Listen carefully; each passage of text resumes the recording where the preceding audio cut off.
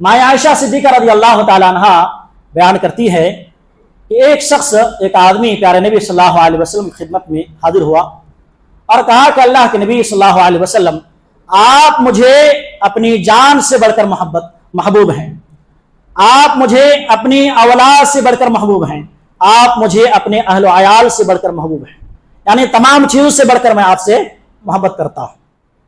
अल्लाह के नबी, जब मैं घर में होता हूँ ना, मुझे जब आपकी याद आती है तो मैं सब्र नहीं कर पाता हूँ, यहां तक कि आपकी दीदार कर लेता हूँ।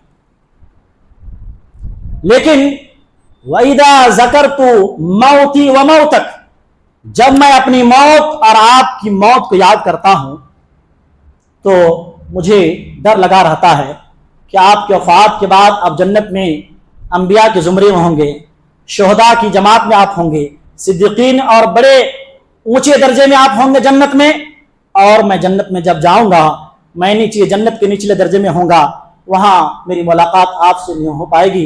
ये डर मुझे सताया जा रहा है। अल्लाह अकबर। एक सहाबी जो अल्लाह के नबी से अपनी जान, अपनी माल, अपनी औलाद, तमाम चीज से बढ़कर मोहब्बत कर रहे हैं, दुनिया में मोहब्बत कर रहे हैं, लेकिन मोहब्बत इतनी आला है, इतनी शदीद मोहब्बत नबी से कि जन्नत में भी आपकी मोहब्बत और जन्नत में भी आपकी रफाकत और आपकी दीदार करने का शर्फ हासिल हो, कैसे हो, उसके बारे में फिक्रमंद है।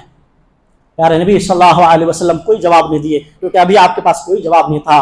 कहते हैं हत्ता नज़ला जिब्रील अलैहि सलाम बिहाज़िल आया वमन युतिइल्लाह व रसूला फउलाइका अनअम अल्लाहु अलैहिम मिनन नबिय्यीना व सिद्दीकीना व शुहदाई व सालिहीना व हसुन उलाइका रफीका।